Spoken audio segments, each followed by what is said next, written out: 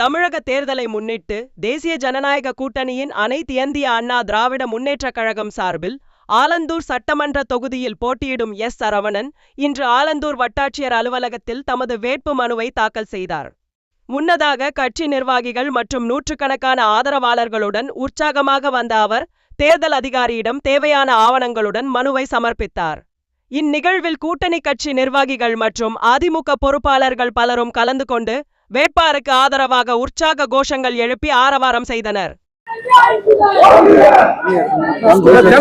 வேட்புமனு தாக்கல் இன்னைக்கு பண்ணியிருக்கோம். மாண்புமிகு புரட்சி தலைவர் எம்ஜிஆருடைய கோட்டை இது. எம்ஜிஆருக்கு பிறகு மாண்புமிகு அம்மா அவர்கள், இப்பொழுது எடப்பாடியார் அவர்கள். நாங்கள் அந்த கிட்டி அந்த பிரிட்ஜு கீழே வந்து எம்ஜிஆருடைய சிலைக்கு மாலை வைக்கிறதுக்காக 11:30 வெயிட் பண்ணோம். நீங்க அப்பவே வெயில் வந்து எவ்வளவு இருந்துச்சு நீங்க எல்லாம் பாத்தீங்க. எம்ஜிஆருடைய பாதத்தை தொட்டு கீழே வெளில வரும்போது சூரியன் மறைஞ்சிருச்சு.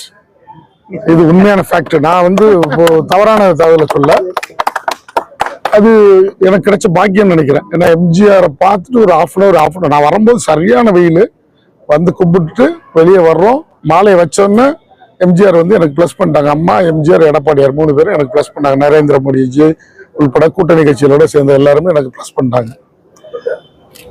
அதே மாதிரி உள்ள வந்து வேட்புமனு கொடுக்கறதுக்கு முன்னாடியே இந்த திமுக அரசாங்கம் கரண்ட் ஆஃப் பண்ணிட்டாங்க. அதனால ஒரு 1 hour delay, half an Howrah 3/4 மணி நேரம் கேட்டா என்னன்னு கேட்டா ஜென்செட் இல்லைன்றாங்க. முன்னாள் அமைச்சர் மரியாதைக்குரிய அன்பரசன் அவர்கள் அமைச்சராக இருந்திருக்காங்க. எம்எல்ஏ இருந்தா கூட பரவாயில்ல. அமைச்சராக இருந்தவங்க அதை இந்த ஒரு தாலுகா ஆஃபீஸ்க்கு ஒரு ஜென்செட் வைக்க முடியல. இந்த தாலுகா ஆஃபீஸ் அம்மா இருக்கும்போது நாங்கள் பண்ணி கொடுத்தது. அண்ணன் சோழ சேர்மனாக இருக்கிற வெங்கட்ராமன் அவர் இருக்கும்போது நாங்கள் பண்ணி கொடுத்தது. மக்களிடத்தில் மிகப்பெரிய பிரகாசம் இருக்கு. இது மாண்புமிகு புரட்சி தலைவர் எம்ஜிஆர் நின்ற தொகுதி. மாண்புமிகு அம்மா வந்து 2 முறை 2011, 2021 வரைக்கும் வெற்றி பெற்றிருக்காங்க. 3வது முறை வெற்றி பெற வேண்டியது. பொய்யான வாக்குறுதியை மு க ஸ்டாலின் அவர்கள் மக்களிடத்தில் சொல்லி 2% ஓட்டுல தான் போயிட்டோம். இப்போ பலமான கூட்டணி, என்டிஏ கூட்டணி, பவர்ஃபுல்லான கூட்டணியில நாங்கள் எல்லாரும் அண்ணன் அன்புமணி, அண்ணன் டிடிவி, அண்ணன் ஜி.கே. வாசன், அண்ணன் பூவையார், அண்ணன் ஜான் பாண்டியன், எங்களுக்கு பலமான கூட்டணி இருக்கு. அண்ணன் அன்புமணி இந்த இயக்கத்துக்கு பெரிய வலுவாக இருப்பார். என்ன காரணம் என்றால் 2016 அம்மா மறைவுக்கு பின்னாடி அண்ணன் எடப்பாடியார் இருக்கும்போது பாட்டாளி மக்கள் கட்சிக்கு 10.5% ஒதுக்குனாங்க. உங்களுக்கு தெரியும், எல்லாருக்கும் தெரியும். அதை வந்து திமுக அரசு வந்ததுக்கப்புறம் அதை நிலுவையில போட்டிருக்காங்க. அண்ணன் எடப்பாடியார் 2026 ஆட்சி அமைஞ்சோன்னா கண்டிப்பா அதை நிறைவேற்றுவாங்க எனக்கு நம்பிக்கை. அதே மாதிரி இன்னைக்கு மோடிஜி அம்மா இருந்த போதும் சரி, அண்ணன் எடப்பாடியார் இருந்ததும் சரி, 10 வருஷமா நம்ம தமிழ்நாட்டுக்கு என்னென்ன நிதிகள் தேவைப்பட்டதோ அத்தனையும் நமக்கு பெற்று தந்தாங்க. திமுக அரசு பெற்றுத்தராவிட்டாலும் பரவாயில்ல, 10 லட்சம் கோடி கடன் வாங்கி வச்சிருக்காங்க. அது உங்களுக்கு எல்லாருக்கும் தெரியும். ஆலந்தூர் தொகுதியை பொறுத்த வரைக்கும் அம்மா இருக்கும் போது 10,000 கோடி நிதி ஒதுக்குறாங்க. இப்ப அண்ணன் எடப்பாடியார் 1200 கோடி நிதி ஒதுக்குனாங்க. அண்ணன் எடப்பாடியார் 2024 2016 அம்மா மறைவுக்கு பின்னாடி எடப்பாடியார் வந்து எப்படி ஆட்சி செய்வார் என்றது மக்களும் கன்ஃபியூஸா இருந்தாங்க. மக்கள் வந்து கன்ஃபியூஸ்ல இருந்தாங்க. எதிர்கட்சிக்காரங்க எப்பட அந்த ஆட்சிக்கு வரும்னு.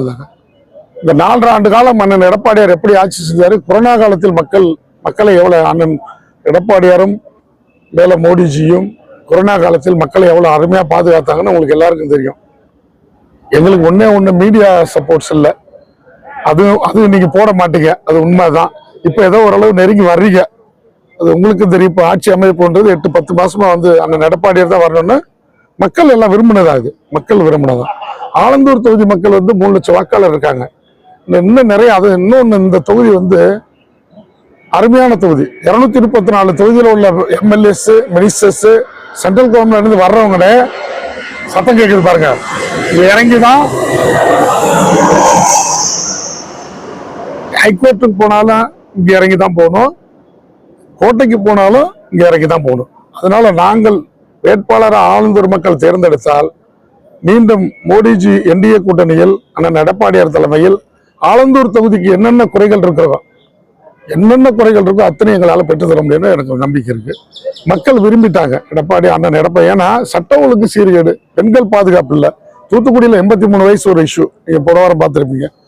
சட்ட ஒழுங்கு எங்களுக்கு என்னன்னா ஒரே ஒரு மீடியா சப்போர்ட்ஸ் இல்லாதனால இப்போ மீடியாலாம் கொஞ்சம் என்னன்னு தெரியல, உங்களை எதுவும் மிரட்டி வச்சிருக்காங்களா என்னன்னு தெரியல. இப்போ எங்களுக்கு நெருங்கி வர்றீங்க. ஆமா, இப்போ அவர் எளிமையானவர். அண்ணன் எடப்பாடி உங்களுக்கு தெரியும், அண்ணன் எளிமையானவர். உங்களுக்கு நீங்க எல்லாரும் பார்த்துருப்பீங்க. இப்போ எல்லாருமே என்ன சொல்றாங்க, தவறுதலா வாக்களிச்சிட்டோம். அதுக்கு ஒரு மெயின் உதாரணம் என்னன்னா, சிறுபான்மை மக்களை பொய்யான வாக்குறுதியை கொடுத்துதான் ஸ்டாலின் அவர் ஆட்சிக்கு வந்தார். இப்ப சிறுபான்மை மக்கள் என்ன யோசிக்கிறாங்கன்னா, நம்ம தவறுதலா வாக்களிச்சிட்டோம், நம்ம பிள்ளைங்களுக்கு பாதுகாப்பு இல்லைன்னு ஃபீல் பண்றாங்க.